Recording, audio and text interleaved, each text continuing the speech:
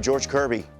He was excellent last night. Yeah, I don't think we're surprised. And you could put Seattle on the top 5 list for me, too. You talk about on paper what they present, their starting rotation, Castillo, Gilbert, Kirby. The list goes on. Bryce Miller elevating heaters at the top of the zone. You know J-Rod was going to get hot at some point. They're going to score runs. Their bullpen's right. Seattle's a team that can make a run towards a World Series without question. And he would get the ball in one of those first 2 games, no doubt. And he has been awesome. Bring up the first board. When he first got to the big leagues, his first 10 starts, kind of cutting his teeth a little bit, a 4.08 ERA, Ks per 9, 8.3, opponent average, opponent OPS, 788. That's kind of glaring. Home runs allowed, 12. And then all of a sudden, since July of 2022, a lot of things have changed. Fielding independent, pitching right there goes down almost, 2 runs right there. Home runs allowed, minuscule, 4th best in Major League since July, minimum of 100 pitches. So what has he done different? What has he done the same? The thing for me, he's a killer on the mound. Let's get into it. And he announced his presence big time last year in the postseason against the Astros. We'll get into it. What is he trying to accomplish? I don't normally do pitcher breakdowns, but I felt like after last night and his dominance, we had to show it. And last year, I take you back, 2022, this is the game Jeremy Pena hit the big home run. How many innings this go? 18? Game 3 right here. Look at the reaction to Jose Altuve. 7 innings, no runs, just completely dominant. All right? And nothing has changed. The elevated heater is still there. Anthony Volpe, run that back for me real quick.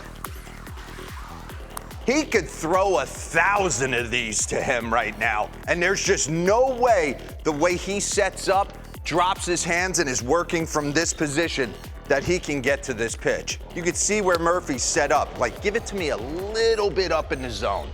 Boom, by Kyle Higashioka right there. Pause this. Bring up the next board for me. Pitches thrown in the zone. I think this is so interesting. I'm sitting at dinner last night, and Jake Peavy talked about if he had 1 game to win, who's pitching it? And he said the answer is different now because, and you watch these games at night, if you don't hit that box, ball. I know there's a few misses per night, but what I'm saying is you can't manipulate outside the zone to in the zone. You got to hit the box at some point to be effective. And in today's game with these guys trying to take you deep, how great do you have to be to consistently be in the zone? No one's better than George Kirby. 56.2% of the time, he is living in the zone. Mind you, he's living there at 95, not 88, not 92, not 90.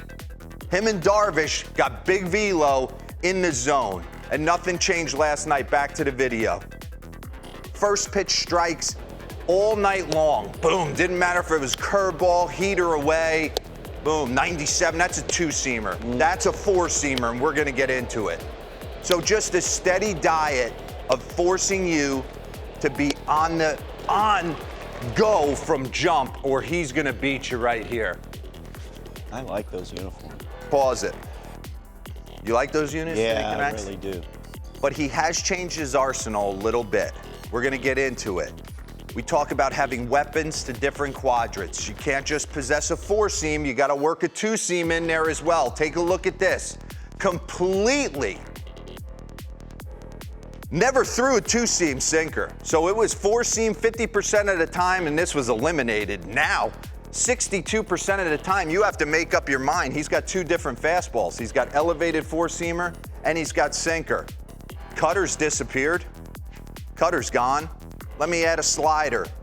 Kind of the sweeper, more movement, more break. Let's show it to you in B-roll real quick. I don't need the home plate umpire stabbing me in the chest. Run that back for me real quick. Watch this move. I mean, we really have to do touch like that? Well, I mean, the fans did come to see the umpires. Okay. He's on Pitching Ninja. They give him a machete or something. And he's got the nasty sweeper that he's brought in. So he's incorporated 2 different pitches that have been unbelievable. But at the end of the day, it's the heater in the zone that plays. Gleyber Torres, and we're going to get into a Judge AB where he blows him away. Elevated heater. This was the AB where you have to understand. George Kirby knows, pause this. George Kirby grew up in New York, went to Elon College. He knows how good he is. He knows you're measured. You want to be great, you got to be great against these kind of guys. Watch this AB. Pause it. Bad breaking ball right there. Ex-big leaguers, you get a bad breaking ball, 0-0. What are you sitting on 1-0? He's throwing it again because he wants to get back in his zone with it. Run it. Ball again. 2-0. Pause. Aaron Judge, 2-0. Nothing. Top 4, man on first. Challenge City. If you got big time stuff, Challenge City. 97 middle. Judge is like, how dare you? Oh, I'm throwing it again. Pause. 2-2 in this spot. You would have to think breaking ball. Run it. 97 right down Broadway. Surprises him, but kind of lets Seattle, his team, and him know, like, this is who I am tonight. Look at that two-seamer, 96 paralyzer. And I just wanted to show him, we'll get out, the difference between four-seam and two-seam. Run this slow. It's hard to see right there. But you see the nasty spin on the four-seam, and that's what you're looking for as a hitter. You can kind of see that two-seam motion, and you know it's going to have a little arm side run instead of just that huge spin. One more board, and we'll get out of here. Take a look. Most runs prevented, four-seam, two-seam heaters. George Kirby, top of the food chain. He said he had postseason jitters last day in May. I love that. He's got big-time stuff. I mean, a challenge judge, and when you can throw heaters in heater counts to great hitters and get away with it, you got something.